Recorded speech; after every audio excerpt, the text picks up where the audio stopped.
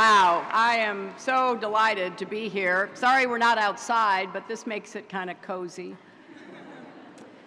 I want to thank President Salovey and Dean Chun. Thank you, Alex, a Razorback fan from Little Rock, Arkansas, for getting us started on such a high note. Thanks to Alexis and Josh for your comments and your introduction. Thanks to all of the family and friends here today for allowing me to share this happy occasion. And good afternoon to everyone joining us by live stream from around campus. But most of all, congratulations to the class of 2018. I am thrilled for all of you, even the 3 of you who live in Michigan and didn't request your absentee ballots in time.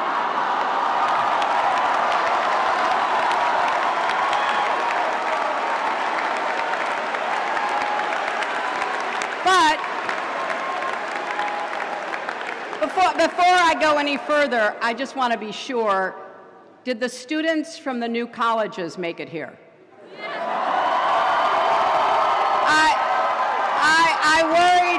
I worried that your flights might be delayed. Sorry, Franklin and Pauli Murray, I heard you had a great first year. And I am honored that this class has invited me to be your speaker. Now, I see, looking out at you, that you are following the tradition of over-the-top hats. So I brought a hat too. A Russian hat.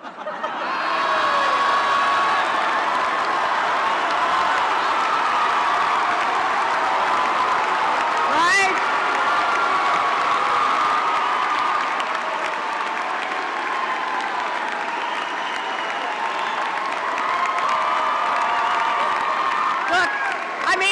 If you can't beat them, join them. You know, being here with you brings back a flood of memories. I remember the first time I arrived on campus as an incoming law student in the fall of 1969, wearing my bell-bottoms, driving a beat-up old car with a mattress tied to the roof. I had no idea what to expect. And now, to be honest, I had had some trouble making up my mind between Yale and Harvard law schools.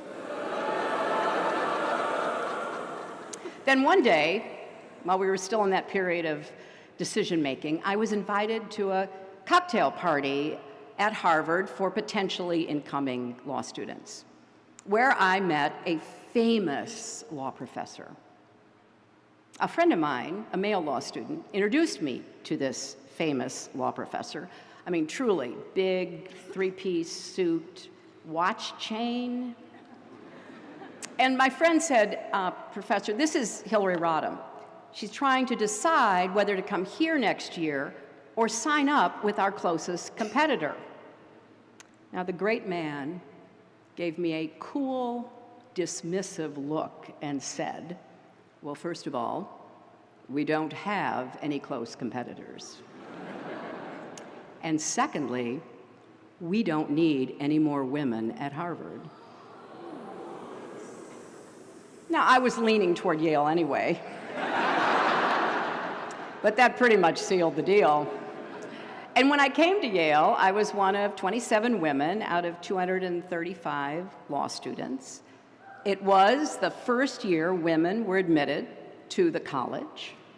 And as that first class of women prepared to graduate 4 years later, the New York Times reported on Yale's foray into coeducation, noting that the women, quote, worked harder and got somewhat better grades than the 940 men graduating with them, a fact, they went on to say, that some of the men apparently found threatening. Well, I was shocked.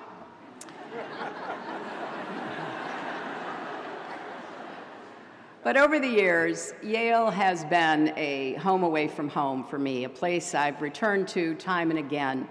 I spoke to Class Day back in 2001 on the 300th anniversary of the university. And I hope that that will be the case for many of you as well.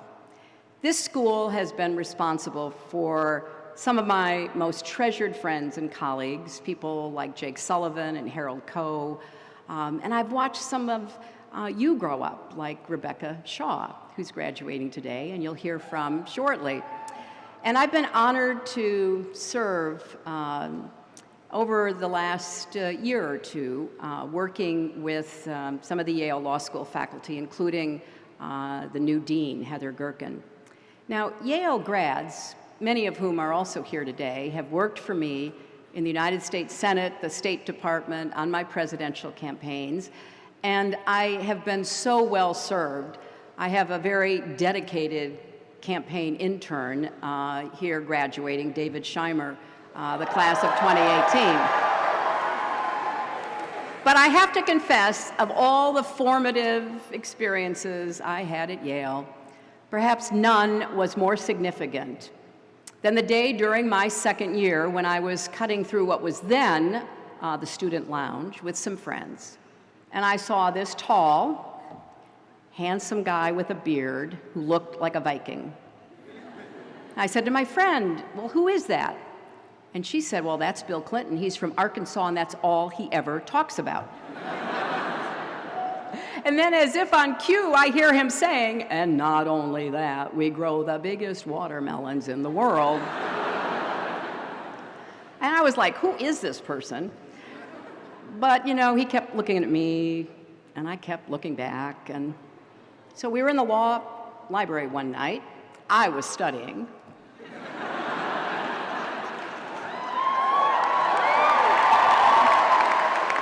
But I couldn't help but see, you know, occasionally as I lifted my head up, that he was, again, looking at me. So finally I thought, this is ridiculous. So I got up, went over to him, and I said, "If you're going to keep looking at me and I'm going to keep looking back, we at least ought to be introduced. I'm Hillary Rodham. Who are you?" And that started a conversation that continues to this day. Now, it was also here at Yale that I saw a flyer in the law school on a bulletin board that changed my life. Now, some of your parents and grandparents may remember flyers and bulletin boards. For the rest of you, suffice it to say, that was how we got information. It was like Facebook, but the bulletin board didn't steal your personal information.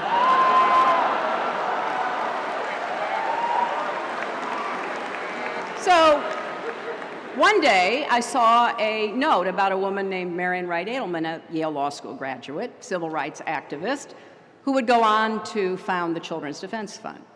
Marian was coming back to campus to give a lecture. I went. I was captivated to hear her talk about using her Yale education to create a Head Start program in rural Mississippi. And I wound up working for her that summer, and the experience opened my eyes to the ways that the law can protect children or come up short. Because like many of you, I learned just as much outside the four walls of the classroom as I did sitting in a lecture hall. And I discovered a passion that has animated my life and my work ever since. Now, a lot has changed since I was here. In 2019, Yale will celebrate the 50th anniversary of the matriculation of women at the college and the 150th anniversary of the first women graduate students at Yale. And I heard that Yale officially changed the term freshman to first year. I also heard, amazingly, that the Duke's men and the Whiffenpoofs have started welcoming women. Now, as for my long-lost Whiffs audition tape, I have buried it so deep, not even WikiLeaks will be able to find it. Because if you thought my emails were scandalous, you should hear my singing voice.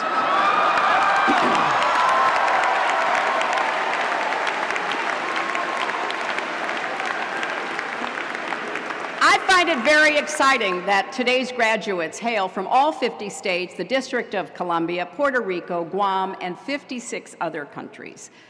And in your 4 years on campus, you've survived late nights in the Bass cubicles and early mornings in the Sterling stacks. You've trekked up Science Hill. Maybe you've even found love at the Last Chance dance. And now you're ready to take on your next adventure. But maybe some of you are reluctant to leave. I understand that. It's possible to feel both. Because the class of 2018 is graduating at one of the most tumultuous times in the history of our country. And I say that as someone who graduated in the 60s. I recently went back and looked up those famous lines from Charles Dickens in A Tale of Two Cities because, I usually end after saying it was the best of times, it was the worst of times. But it goes on. It was the age of wisdom. It was the age of foolishness. It was the epoch of belief. It was the epoch of incredulity. It was the season of light. It was the season of darkness. It was the spring of hope. It was the winter of despair. Now, Dickens was writing about the years leading up to the French Revolution, but he could have been describing the ricocheting highs and lows of this moment in America. We're living through a time when fundamental rights, civic virtue, freedom of the press, even facts and reason are under assault like never before. But we are also witnessing an era of new moral conviction, civic engagement, and a sense of devotion to our democracy and country. So here's the good news. If any group were ever prepared to rise to the occasion, it is you, the class of 2018. You've already demonstrated the character and courage that will help you navigate this tumultuous moment. And most of all, you've demonstrated resilience. Now that's a word that's been on my mind a lot recently. One of my personal heroes, Eleanor Roosevelt, said, "You gain strength, courage, and confidence by every experience in which you really stop to look fear in the face. You are able to say to yourself, I have lived through this horror. I can take the next thing that comes along." Well, that's resilience. And it's so important because everyone gets knocked down. What matters is whether you get back up and keep going. This may be hard for a group of Yale's soon-to-be graduates to accept, but yes, you will make mistakes in life. You will even fail. It happens to all of us, no matter how qualified or capable we are. Take it from me. I remember those first months after that 2016 election were not easy. We all had our own methods of coping. I went for long walks in the woods. Yale students went for long walks in East Rock Park.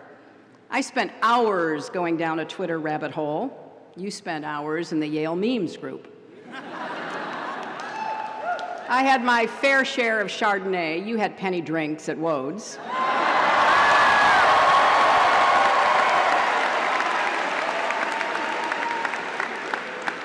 I practiced yoga and alternate nostril breathing. You took psych and the good life.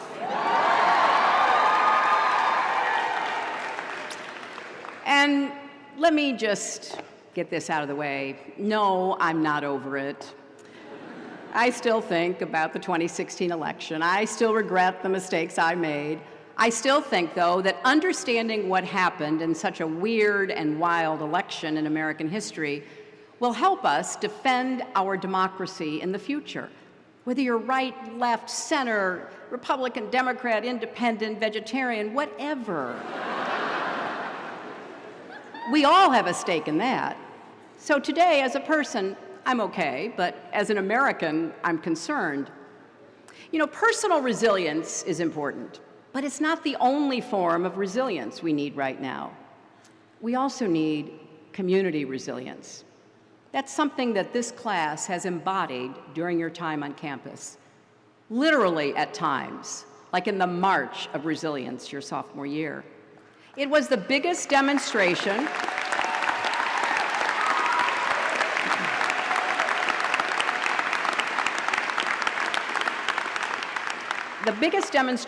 in the history of the school. That's 300 plus years. Led by women of color, supported by students and faculty determined to make Yale a more just, equitable, and safe place for everyone. Many of you have said that March was a defining moment in your college experience, And that says something about this class and your values. Because the truth is, our country is more polarized than ever. We have sorted ourselves into opposing camps, and that divides how we see the world. The data backs this up. There are more liberals and conservatives than there used to be, and fewer centrists. Our political parties are more ideologically and geographically consistent, which means there are fewer Northern Republicans and fewer Southern Democrats. And the divides on race and religion are starker than ever before.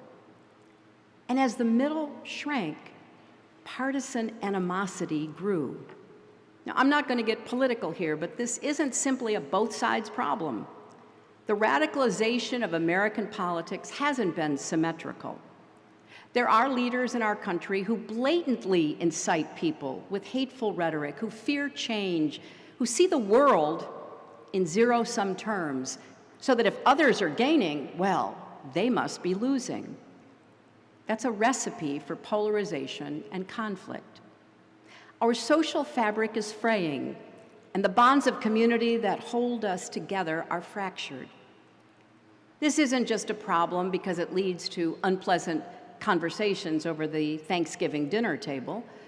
It's a problem because it undermines the civic spirit that makes democracy possible, the habits of the heart that de Tocqueville found so unique in the American character.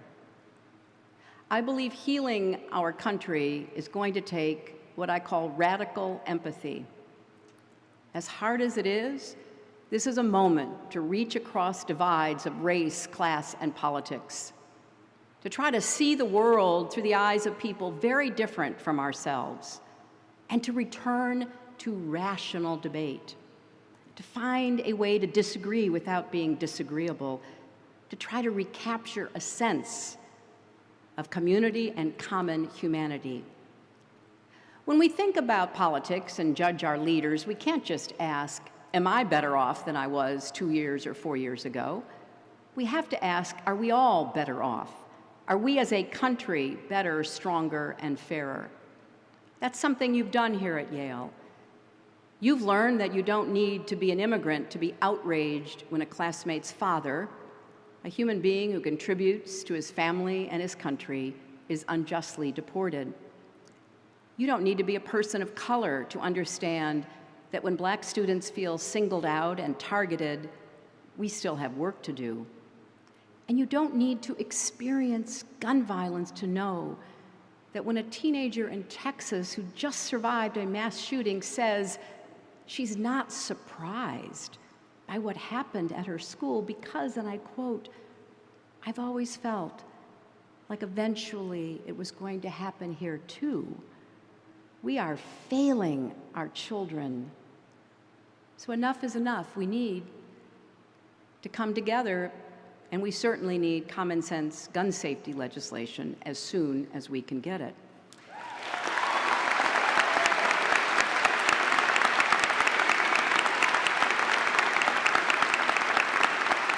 Now, empathy should not only be at the center of our individual lives, our families, and our communities, it should be at the center of our public life, our policies, and our politics. I know we don't always think of politics and empathy as going hand in hand, but they can, and more than that, they must. As former Secretary Madeleine Albright writes in her terrific new book, Fascism, A Warning, she says, "This generosity of spirit, this caring about others and about the proposition that we are all created equal, is the single most effective antidote to the self-centered moral numbness that allows fascism to thrive." And of course, Madeleine had personal experience fleeing the Nazis in Czechoslovakia as a baby, returning after the war, fleeing the communists as a young girl. Now that brings me to one more form of resilience that's been on my mind over the last year, democratic resilience. In 1787, after the Constitutional Convention in Philadelphia, Benjamin Franklin, who, by the way, received an honorary degree from Yale, was asked by a woman in the street outside Independence Hall, "Well, doctor, what have we got, a republic or a monarchy?" And Franklin answered, "A republic, if you can keep it." Right now, we're living through a full-fledged crisis in our democracy. Now, there are not tanks in the streets, but what's happening right now goes to the heart of who we are as a nation. And I say this not as a Democrat who lost an election, but as an American afraid of losing a country. There are certain things that are so essential they should transcend politics. Waging a war on the rule of law and a free press, delegitimizing elections, perpetrating shameless corruption, and rejecting the idea that our leaders should be public servants undermines our national unity. And attacking truth and reason, evidence and facts should alarm us all. You and your parents have just paid for a first-class, world-class education.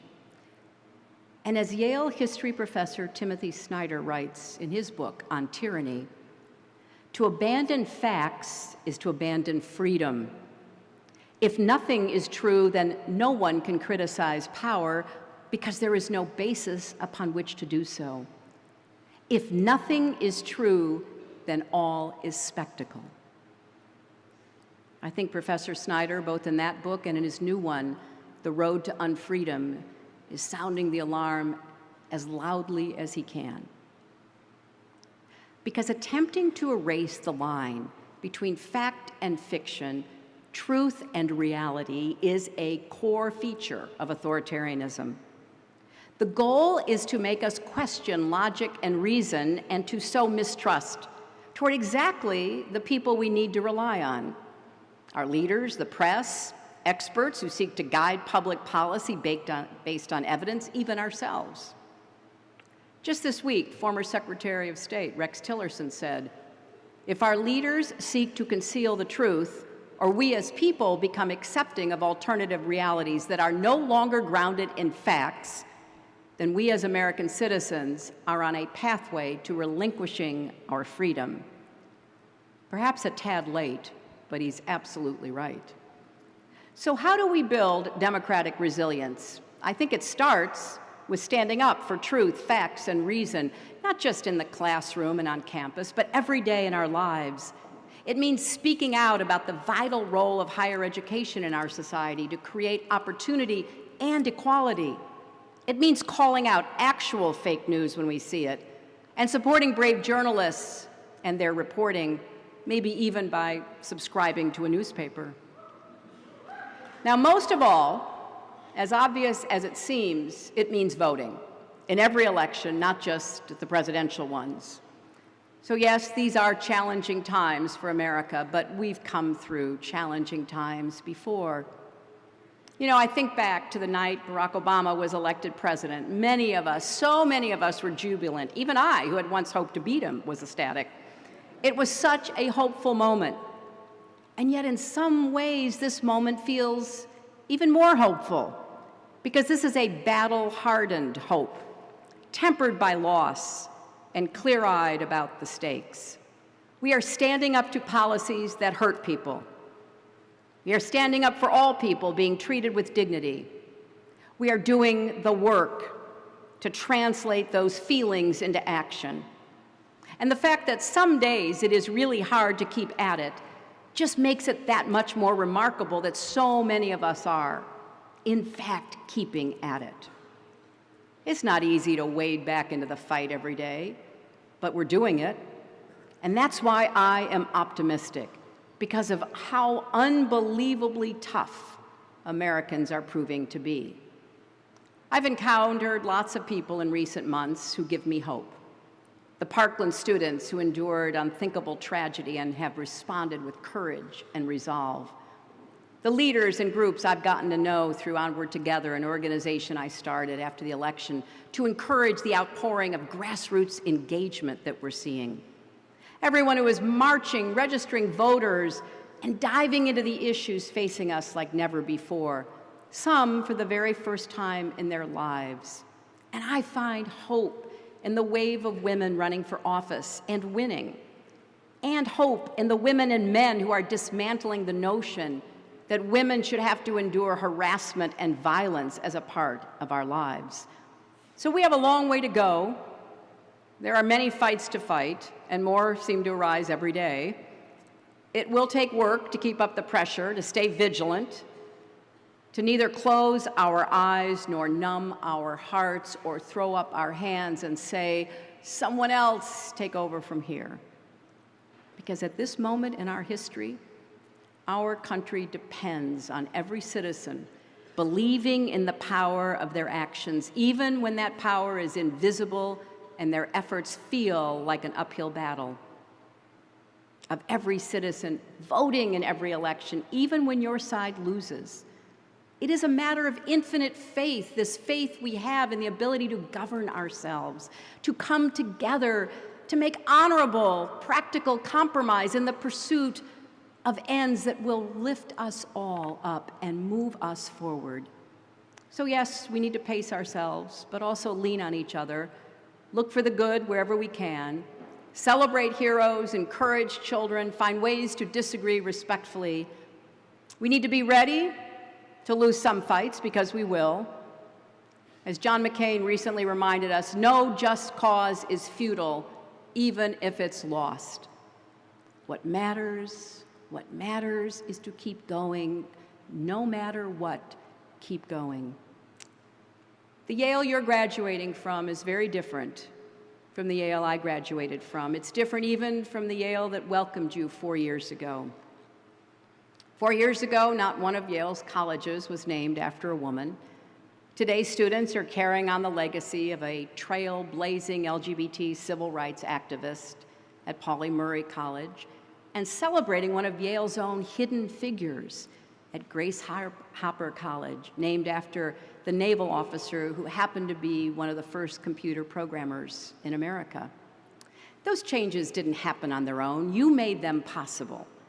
You kept fighting, you kept the faith, and because of that, in the end, you changed Yale as much as Yale changed you. And now it's time for you to make your mark on the world. I know the best for you, for Yale, and for America is yet to come, and you each will have a role to play and a contribution to make. Thank you, and congratulations to the class of 2018.